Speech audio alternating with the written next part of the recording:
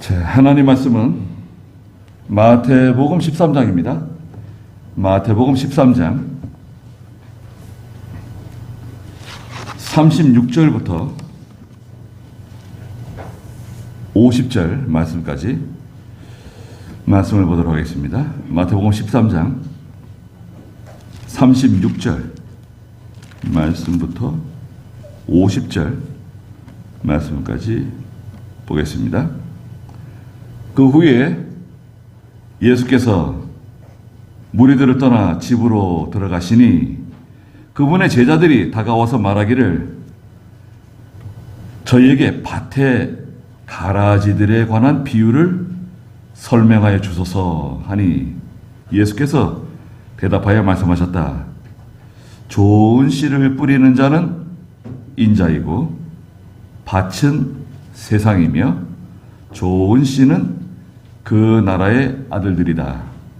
가라지들은 악한 자의 아들들이고 그것들을 뿌리는 원수는 마귀다. 추수 때는 세상 끝이고 추수꾼들은 천사들이다. 가라지들이 함께 모아져 불로 태워지는 것 같이 세상 끝에도 그러할 것이다. 인자가 자신의 천사들을 보낼 것이니 그들이 그의 나라에서 걸려 넘어지게 하는 모든 것들과 불법을 행하는 자들을 골라내어 불무불에 던질 것이고 그곳에서 그들은 통곡하며 이를 갈 것이다. 그때 의인들은 자신들의 아버지의 나라에서 해와 같이 빛날 것이다. 귀가 있는 자들은 들어라. 하늘나라는 밭에 감추어진 보화와 같으니 어떤 사람이 그것을 발견하자 감추어 두고 기뻐하며 돌아가서 자기가 가진 모든 것을 팔아 그 밭을 산다. 또한 하늘나라는 좋은 진주들을 구하는 상인과 같으니 그가 값진 진주 하나를 발견하고 돌아가서 자기가 가진 모든 것을 팔아 그것을 샀다.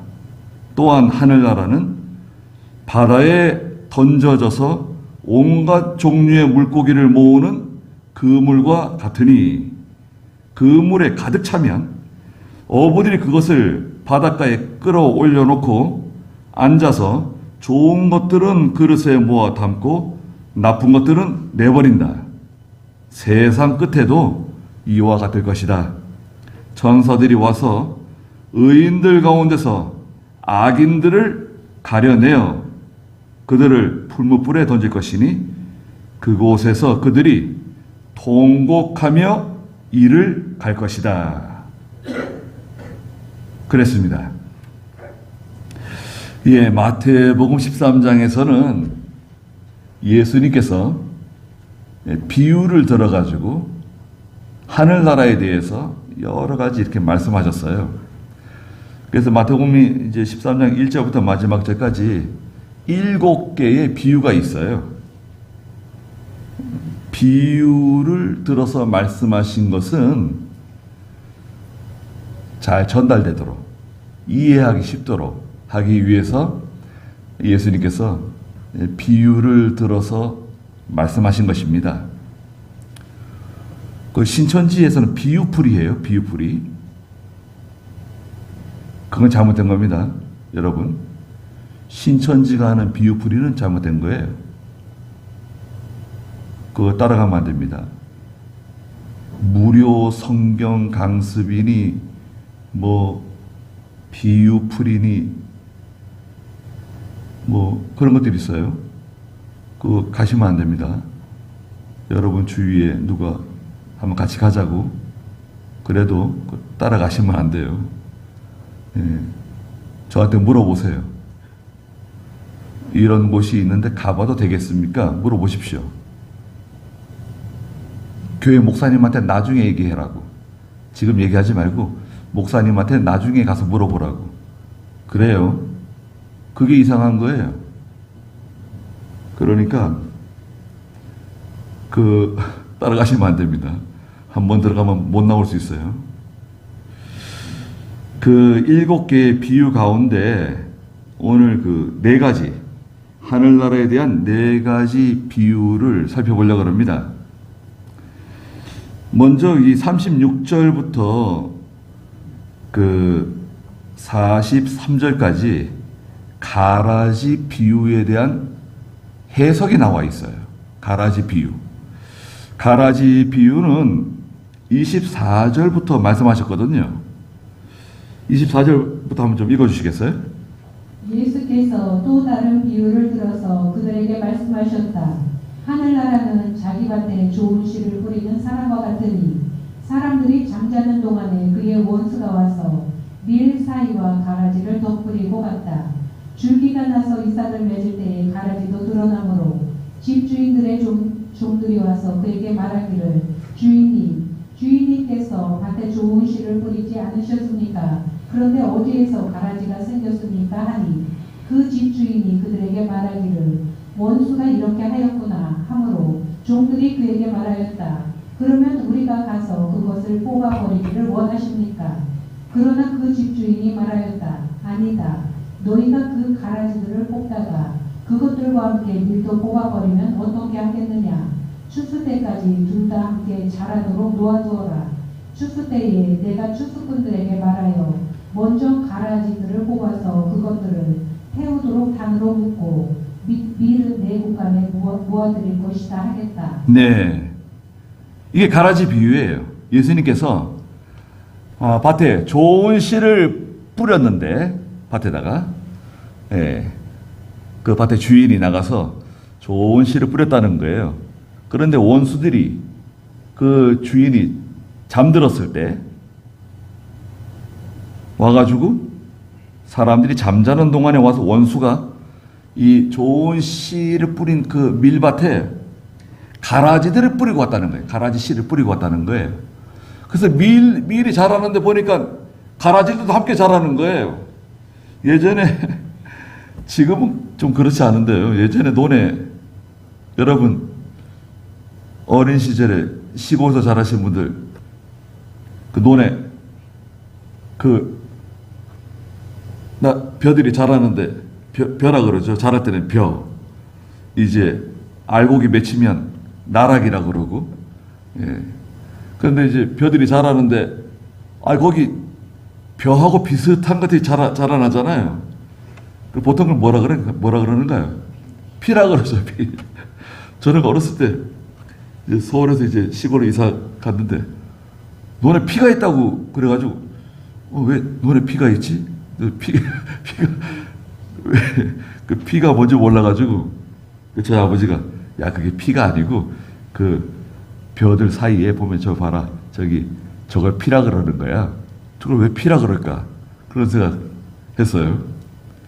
그래서 이제 농부들이 들어가가지고 그때 그 벼들 사이에 고랑 사이에 그거 밀고 다니는 거 있잖아요. 밀고 다니고 피를 뽑고 얼마나 고생 많았습니까? 근데 지금은 이제 그 모내기하고 농약 치고 이러면 피가 자라지 않는 것 같아요. 농약이 좋아져가지고 그렇게 된 것 같습니다. 근데 여기 성경에서 그거예요. 원수들이 와가지고 가라지 씨를 뿌리고 왔다는 거예요. 그래서 이제 알곡이 자라는데 보니까 가라지들도 같이 자라는 거예요. 종들이 와가지고 주인한테 주인님 저기 밀밭에 우리가 좋은 씨를 뿌렸는데 가라지들도 자라고 있습니다. 그러니까 주인이 뭐라 그래요? 야 원수들이 와가지고 가라지를 뿌리고 왔구나. 그러니까 종들이 그럼 저희가 가서 저 가라지들을 뽑아낼까요? 그래서 주인이 뭐라 그래요? 야 내 가만히 내버려둬라. 가라지를 뽑다가 밀도 뽑을까 걱정된다. 가만히 내버려둬라. 추수 때까지 둘 다 자라도록 내버려뒀다가 추수 때에 내가 추수꾼들에게 말해가지고 먼저 가라지들을 뽑아가지고 풀에 집어넣고 태우도록 하고 밀은 따로 걷어가지고 내 곳간에다가 드릴 것이다. 그렇게 말씀하시고 난 다음에 오늘 36절에 그 가라지 비유에 대한 해석을 알려주시는 거예요. 36절에 보니까 그 후에 예수께서 무리들을 떠나 집으로 들어가시니 그분의 제자들이 다가와서 말하기를 저희에게 그 밭의 가라지들에 관한 비유를 설명해 주십시오. 그러니까 예수님께서 설명하시는 겁니다. 37절에 예수께서 대답하여 말씀하셨다. 좋은 씨를 뿌리는 자는 누굽니까? 인자의 예수님이시라는 거예요. 복음의 씨, 하나님의 말씀의 그 씨앗을 뿌리는 분은 누구시죠? 예수님께서 하시는 거예요. 예수님께서 하나님의 종들을 통해서 좋은 씨를 뿌려요. 좋은 씨는 하나님의 택한 백성들이에요. 하나님의 택한 백성들이 좋은 씨예요. 택한 백성이 아니다. 좋은 씨가 아니에요. 그건 다 가라집니다. 좋은 씨를 밭에다 뿌려요. 여기서 천국이라고 해서 천국. 그랬죠. 그 24절에 보니까 하늘나라는, 그리고 44절에서도 하늘나라는, 45절에서도 하늘나라는, 47절에서도 하늘나라는 이와 같다 말씀하시는 거예요. 여기서 하늘나라는 어디를 말하는 건가? 이 하늘나라는 지상교회를 말해요. 여러분, 이 지상에 있는 교회 있죠? 이 지상교회, 특별히 신약시대의 교회를 말해요. 교회 천국. 지상에 있는 교회 있잖아요. 이 지상에 있는 교회는 이와 같다. 이 하늘나라. 지상에 있는 하늘나라예요. 교회는 지상에 있는 하늘나라입니다. 하늘나라는 좋은 씨를 뿌리는 밭과 같아요. 그런데 38절에 밭은 세상이에요. 밭은 세상이고 좋은 씨는 그 나라의 아들들, 성도들입니다. 택한 백성들이에요. 가라지는 누구죠? 가라지는 악한 자의 아들들, 불택자들이에요. 마귀의 자식들이에요. 이 사람들은요, 특징이 있는데, 특징이 뭐냐? 임종할 때까지, 자 보세요. 임종할 때까지 그리스도를 영접하지 않는 사람이에요. 임종할 때까지 하나님을 부정하는 사람이에요. 이게 가라지예요. 간단하죠? 언제까지라고요? 임종할 때까지. 기회는 언제냐? 예수를 믿고 구원받을 수 있는 기회는 임종할 때까지예요. 임종할 때까지. 임종할 때까지 예수를 믿지 않고 하나님을 영접하지 않는다. 그러면 우리가 구원에 대해서 섣부른 판단을 할 수 없지만 우리가 보통 교회는 그분은 택함받지 못한 사람으로 간주하는 거예요. 그렇잖아요. 그래서 임종할 때까지 그리스도를 영접하지 않는 사람을 성경에서는 성령 회방죄라고 말해요. 예수님께서 가장 큰 죄는 성령 회방죄라고 말씀하셨어요. 성령 회방죄가 뭐냐? 죽을 때까지, 임종할 때까지 그리스도를 영접하지 않는 죄. 이게 성령 회방죄예요. 예배 방해죄 아니에요. 성령 회방죄는 임종할 때까지 그리스도를 영접하지 않는 죄를 말합니다. 그런데 그 가라지를 뿌리는 원수는 누구죠? 39절에 가라지를 뿌리는 원수는 마귀예요. 추수 때는 세상 끝이고 추수꾼은 천사들입니다. 자, 그런데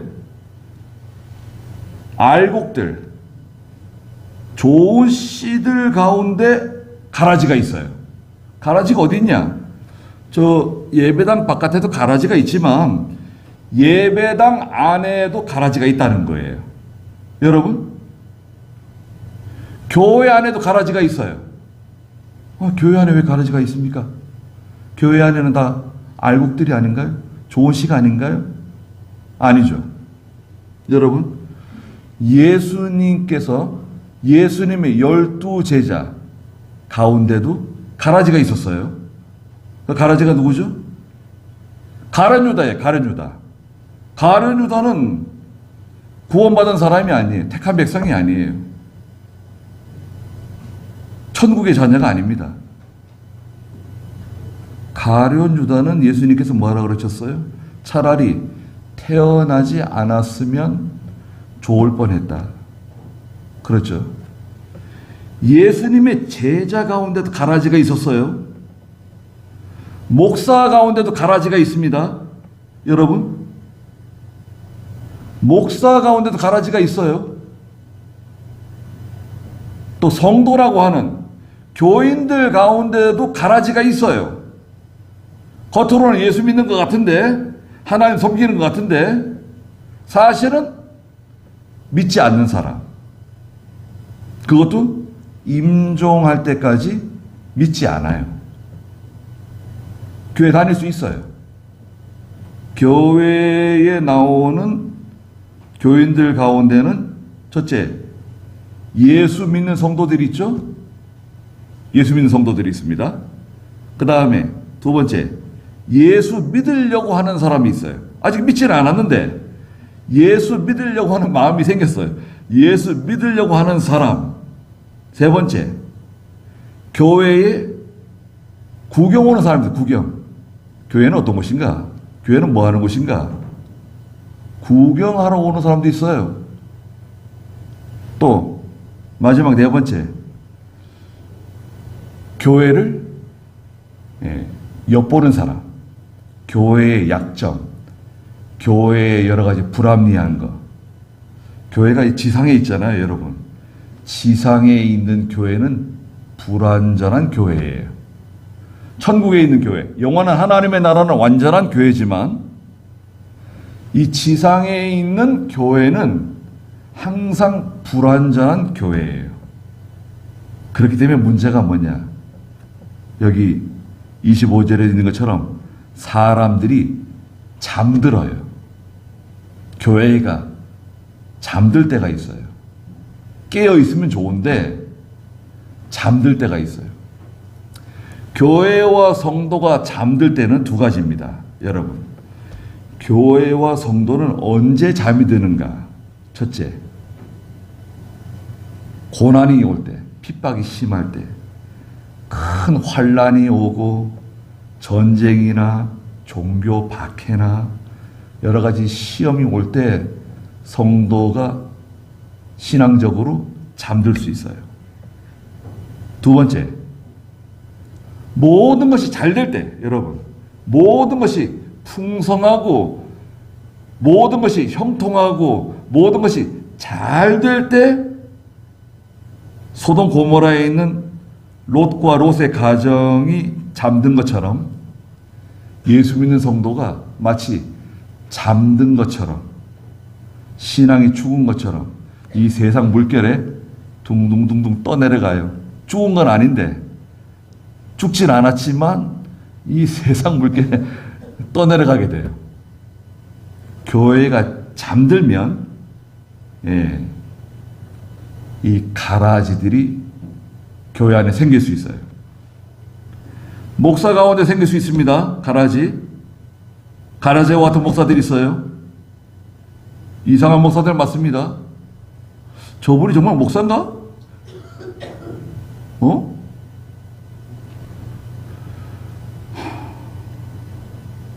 그 목사들 가운데 북한에 뻔질나게 다니는 사람들이 있어요. 이북에. 북한은 찬양하고 우리 한국은 비난하는 목사들. 참 이상한 목사들이에요. 또 WCC 있어요. WCC 여러분. 세계교회 연합이라 그래요. WCC. NCC. 우리 한국은 NCCK예요. 세계교회협의회 가입돼가지고 활동하는 교회 목사들이 있어요. WCC는요, 다원주의입니다. 여러분 들어두세요. 다원주의는 뭐냐? 교회만 구원이 있는 게 아니라 절간에도 구원이 있다. 천주교에도 구원이 있다. 유교, 유교, 공자, 맹자도 구원이 있어. 단군 섬기는 사람도 구원이 있어. 몰몬교도 구원이 있어. 저 이슬람에도 구원이 있어. 다 올라와. 다 올라오세요. 그 강단에 다 올라옵니다. 중도 올라오고 목사도 올라오고 신부도 올라오고 다 올라와가지고 다 같이 기도해요. 자기 신에게 기도합니다. 맞습니까 그거? 그 WCC 우리 한국에서 열렸어요. 그렇게 반대했는데도 불구하고 결국 열렸어요. 부산에서. 그 회장을 누가 했냐? 명성교회 목사님이 했어요. 무당이 춤추고 굿했어요. 그러니 우리 한국교회가 이거 큰일 난 거 아닙니까? 오래됐어요. 벌써 오래된 거예요. NCCK. NCCK는요, 공산주의 사상을 가지고 있는 종교 해방주의 신학이에요. 남미에서부터 들어온 건데요. 여러분 들어보세요. 한동안 우리나라에 엄청난 영향을 끼친 거예요. NCCK는 해방신학이에요. 해방신학. 들어보셨어요? 그래서 교회는 해방의 기구다. 예수님은 해방의 선구자다. 그래서 이 불쌍한 민중신학이라고도 하는데요. 해방신학, 민중신학. 정치적으로 억압받고 사회적으로 소외되고 경제적으로 착취당하는 사람들을 구원해 주시기 위해서 오신 분이 바로 예수님이시다. 이렇게 돼가지고요. 예수님은 해방자예요. 그게 이제 민중신학, 해방신학이라고 하는 남미와 아프리카에서 엄청나게 영향을 끼친 신학 사상이에요. 우리나라에게도 엄청난 영향을 끼쳐가지고 이 좌파 목사들 다 영향을 준 거예요. 그 성경 하나님 말씀대로 가르쳐야 되는데 교회가 정치운동하고 좌파운동하고 공산주의 사상 전파하는 교회들 그 영향을 다 받은 겁니다. 그리고 또 한 부류는요, 여러분 잘 들어주세요. 신신학과 신비주의가 있어요. 신신학은 뭐냐면 이성적인 신학이에요. 성경을 읽다가 내가 믿어지지 않으면 그 성경을 빼요. 성경 아니에요. 이성주의 신학을 신신학이라고 말하고, 그 다음에 신비주의가 있어요. 신비주의는 성경에다가 뭘 자꾸 더해요. 감정, 개인의 체험, 환상, 음성, 경험, 이런 거 자꾸 성경에다 더해. 성경에 없는 건데, 그거를 성경보다, 하나님 말씀보다 더 강조하는 신학 사상이에요.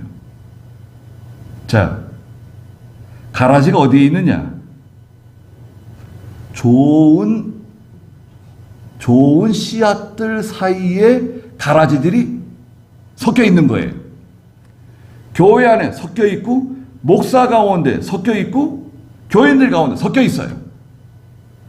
그러면 그걸 솎아내야 되느냐? 뽑아내야 되느냐? 예수님께서 뭐라 그러세요? 내버려 두라는 거예요. 내버려 두라는 거예요. 추수 때까지. 40절에 보니까 가라지들이 함께 모아져 불로 태워지는 것 같이 세상 끝에 가면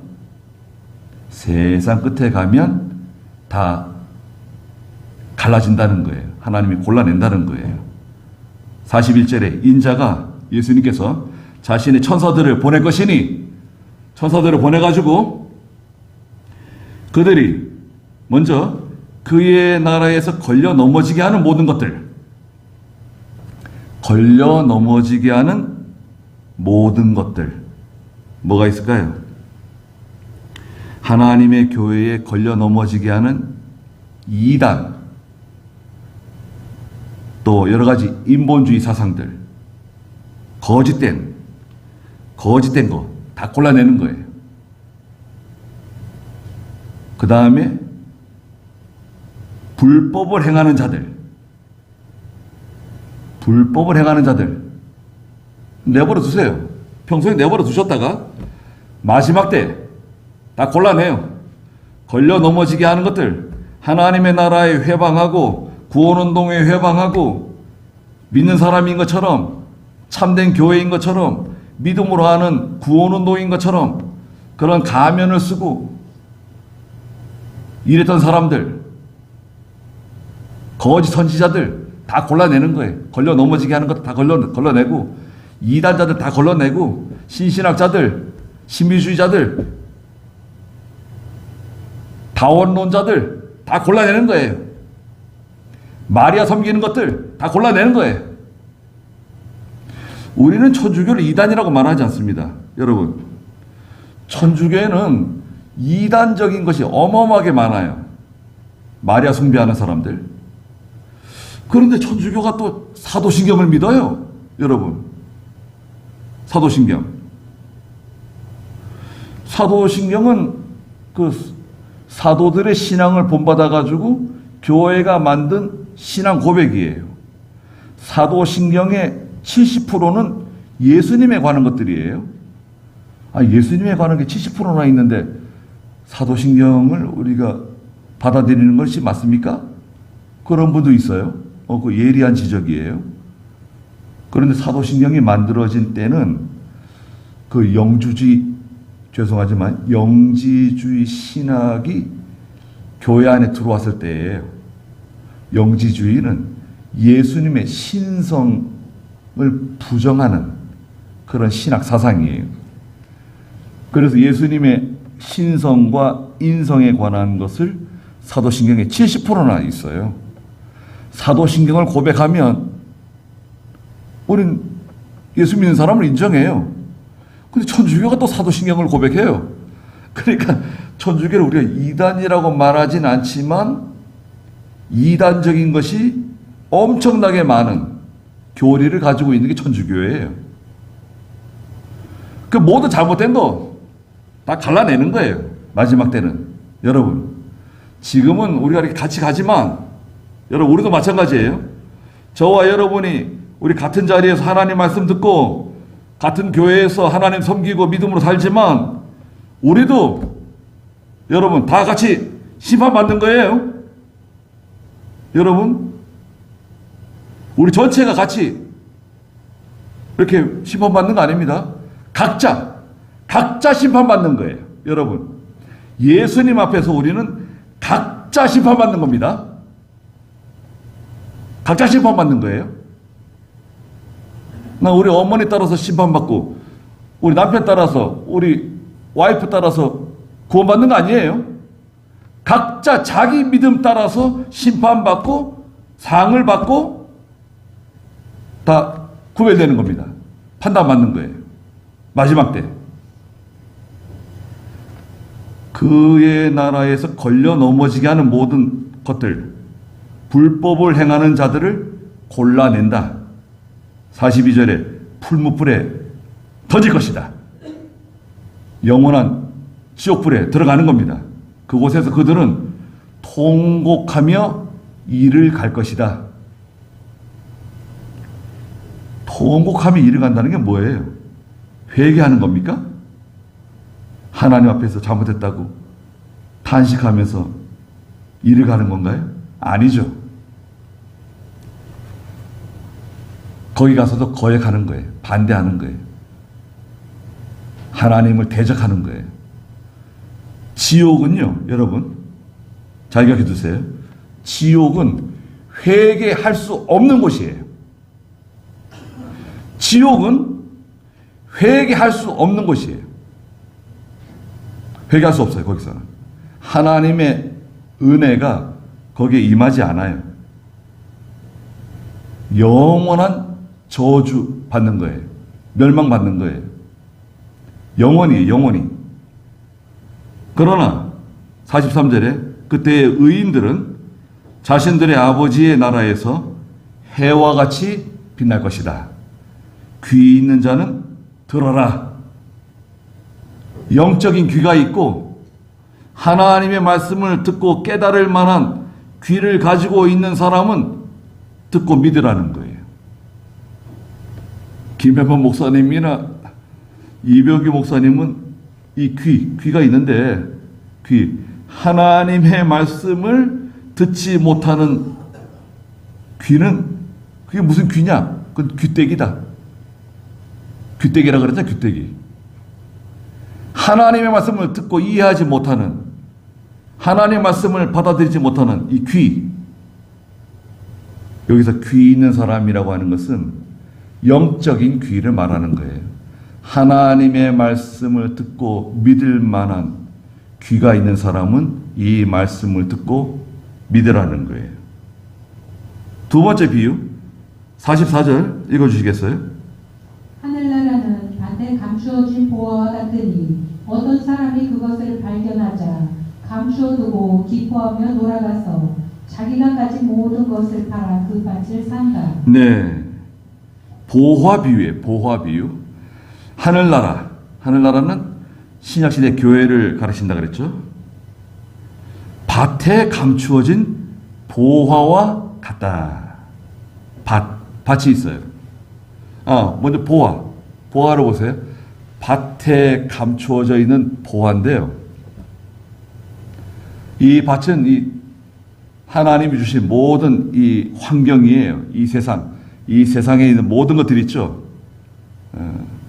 여기에는 내게 주신 어떤 건강, 지식, 환경, 가정, 친구, 재산, 또 내 주변에 있는 모든 이 환경, 하나님이 내게 주신 모든 환경을 이 밭이라고 할 수 있어요. 근데 그 밭 속에 뭐가 감춰져 있죠? 보화가 감춰져 있어요.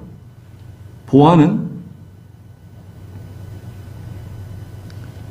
진리와 영감으로 된 새 생명을 말해요. 진리와 영감의 새 생명. 생명의 역사. 새 생명의 세계가 어디 감춰져 있죠? 그 밭 속에 감춰져 있어요. 근데 그 보화를 발견했어요. 누구 밭에 가서 일을 했는지 밭에 가서 일을 하다가 그 밭에 감추어져 있는 보화를 발견했어요. 그러니까 이 사람이 일하다가 그 주인에게 주인 여보시오, 여기 와보세요. 여기 당신 밭에 보화가 감춰져 있네. 말하지 않고 그 보화를 잘 감추어 뒀다가 집에 돌아가가지고 어떻게 돌아갔다 그랬습니까?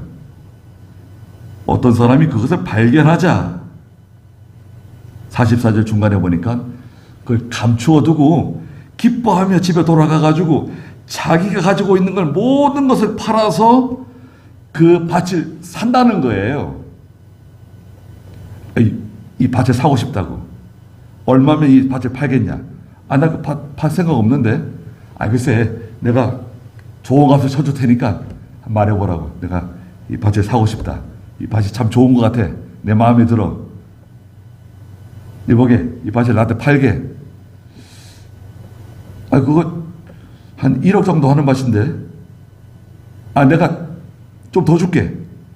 1억 5천을 주든지 자네가 얘기한 데다 돈을 줄 테니까 그 밭을 나한테 팔게. 얼마까지 주려고 하느냐? 내가 2억 줄게. 그 밭을 팔아라. 내가 이 밭에다가 뭐 좀 심고 싶은 게 있다. 그 밭을 왜 살려고 그러죠? 그 밭 속에 감춰져 있는 보화를 발견했거든요. 그 밭을 산다고 하는 것은 여러분 희생입니다. 희생. 대가를 지불하는 거예요. 하나님께서 주신 내게 주신 모든 환경을 다 사용해서 뭘 사는 거죠? 그 보화를 사는 거예요. 보화. 여러분. 그 보화는 뭐라 그랬습니까? 진리와 영감으로 된 새 생명의 역사예요. 내 속에 정말 필요한, 내게 정말 필요한 그 새 생명의 역사, 생명의 세계 발견했잖아요. 이거 발견하는 게 쉬운 게 아니에요. 일평생 예수 믿어도 그 세계를 발견하지 못하는 사람이 있어요. 그러니까 예수 믿고 교회 다녀요. 예수 믿고 교회 다닌다고요. 예수 믿었어요. 교회 잘 다녀요. 12조 생활도 하고 교회 잘 다니는데 그 세계는 발견하지 못했어요. 그냥 다니는 거예요. 말씀 들으면 좋고 또 찬송 부르면 좋고 기도하면 좋아요. 그런데 그 세계는 정작 발견하지 못하는 성도가 있어요. 그 세계를 발견하려면 어떻게 되느냐? 그 밭을 사야 돼요. 희생이 들어가고 순종이 들어가고 고난이 들어가요. 어떤 대가를 지불해야 돼. 대가. 이사야 55장에 보면 값없이 와서 물을 먹어라. 그런데 사 먹어라 또 그랬어요. 값없이 돈 없이 와서 먹으라 그래 놓고 또 사 먹으래요. 희생입니다. 어떤 대가가 들어가요. 희생이 들어가요. 그 세계를 얻는 사람은 소수인 것 같아요. 소수. 그리고 세 번째 비유 45절 읽어주시겠어요? 또한 하늘나라는 좋은 진주들을 구하는 상인과 같으니 그가 값진 진주 하나를 발견하고 돌아가서 자기가 가진 모든 것을 팔아 그것을 샀다. 네. 또한 이 하늘나라는 지상에 있는 교회는 마치 좋은 진주들을 구하는 상인과 같다.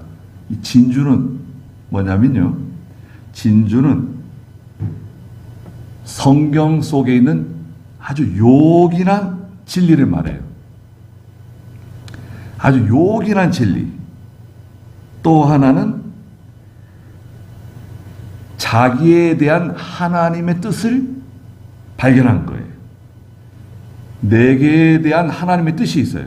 하나님께서 나에게 이런 사명을 맡기셨구나. 발견했어요. 깨달았어요. 그게 진주와 같아요. 그 좋은 진주를 발견한 이 진주 장사는 집에 돌아가가지고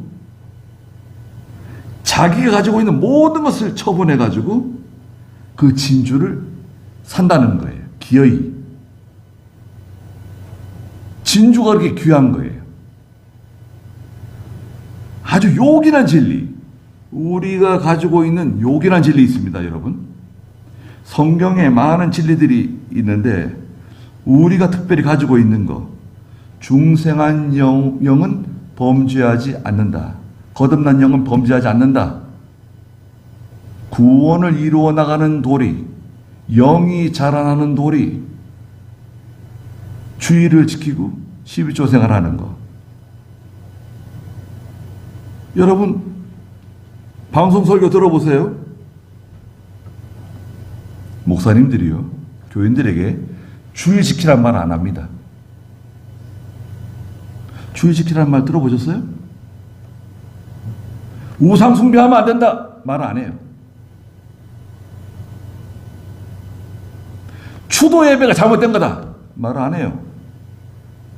목사들은 다 알고 있습니다. 잘못된 거. 근데 말은 안 해. 교인들한테. 왜 안 하냐? 교인들이 싫어하니까. 장로들이 싫어하니까. 말 안 해. 하나님의 종이라면서 사람의 눈치 보고, 장로들의 눈치 보고, 교인들의 눈치 보면서 그냥 복 받는다는 거예요. 잘 된다는 거예요. 축복해 준다는 거예요. 자자손손 대대로 복 받는다는 거예요. 맞는 말입니까? 가만 새빨간 거짓말입니다. 그것은. 목사가 복을 주는 게 아니에요. 어떻게 목사가 복을 줍니까? 요즘 목사님들이 축복합니다 그래요. 축복합니다. 뭘 축복한다는 거야 자기가. 목사는 대리인이 대리인, 종이에요 종. 대리인. 목사가 어떻게 축복을 합니까? 어떻게 생각하세요 여러분? 제가 축도할 때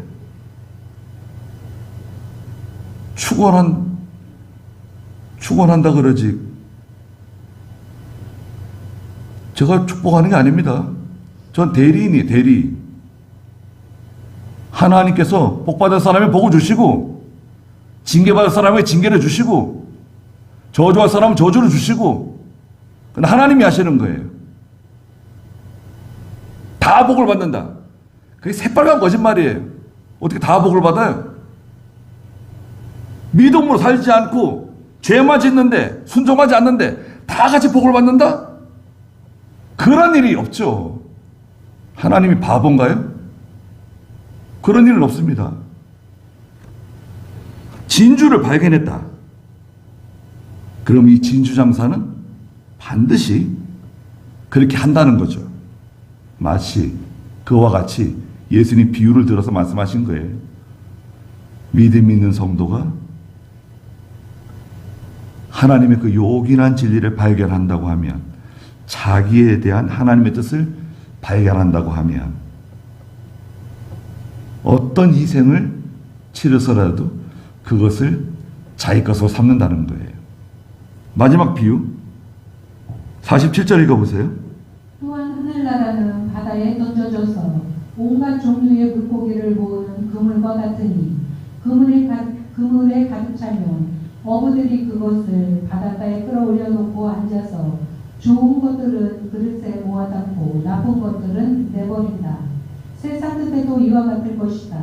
천사들이 와서 의인들 가운데서 악인들을 가려내어 그들을 풀물골에 던질 것이니 그곳에서 그들이 통곡하며 이를 갈 것이다. 네, 비유는 아주 쉽고 간단합니다. 어부들이 나가서 그물을 치고 물고기를 잡는다는 거예요. 잡아가지고 그물을 해변을 끌고 올라와가지고 거기서 필요한 물고기들은 통에 담고, 쓸모없는 물고기들, 값어치 없는 것들은 어떻게 한다고 그랬습니까? 내버린대요. 그물 비유인데요. 하나님의 교회도 이와 같다.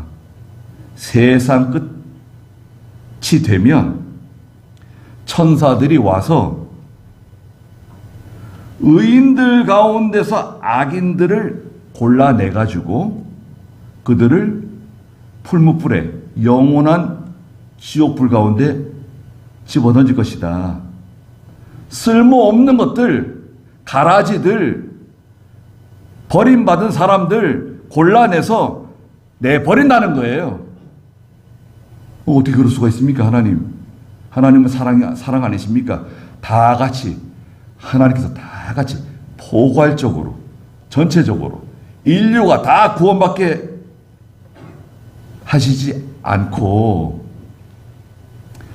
어떤 사람들은 하나님의 백성으로 영생을 주시고 천국에 데려가시지만 그 나머지 사람들은 어떻게 하냐? 그 나머지 사람들은 하나님께서 필요 없는 물고기 버리듯이, 교회는 그물과 같다는 거예요. 그물 안에 필요한 물고기들도 있고 내버려야 할 물고기들도 있다. 우리는 어떤 것 같습니까, 여러분? 여러분은 어떤 것 같아요? 하나님께서 좋아하시는 필요한 물고기인 것 같습니까? 버려지는 물고기 같습니까? 그들은 풀무불에 던질 것이니 그곳에서 그들이 통곡하며 이를 갈 것이다. 그래서 이 교회는 여러분 지상에 있는 교회, 그죠? 지상에 있는 교회. 하늘나라는 이와 같다. 첫째 비유가 뭐였죠? 가라지 비유를 통해서 하나님 알려주시고, 두 번째는 보화. 보화가 있다. 밭에 감춰져 있는 보화를 발견한 사람. 세 번째 비유는 뭐였죠? 진주. 참 좋은 진주를 발견하면 그 진주 장사가 이렇게 한다. 마지막 네 번째 비유는 하나님의 나라는 마치 어부들이 바다에 나가서 그물과 같다. 좋은 물고기들을 거두어들이고 필요 없는 물고기들은 내버리는 것과 같다. 교회 안에도, 목사 가운데서도, 교인들 가운데서도 버림받는 사람이 있을 수 있다. 뭐 말씀하신 겁니다. 거기까지 하고 기도하겠습니다. 우리 주 예수 그리스도의 크신 은혜와 하나님 아버지의 무한하신 사랑하심과 성령의 감화하시고 감동하시는 은혜의 역사가 이 자리에 함께한 모든 사랑하는 성도들과 믿음의 가정들과 믿음의 자녀들에게 항상 계시기를 축원하옵나이다. 아멘.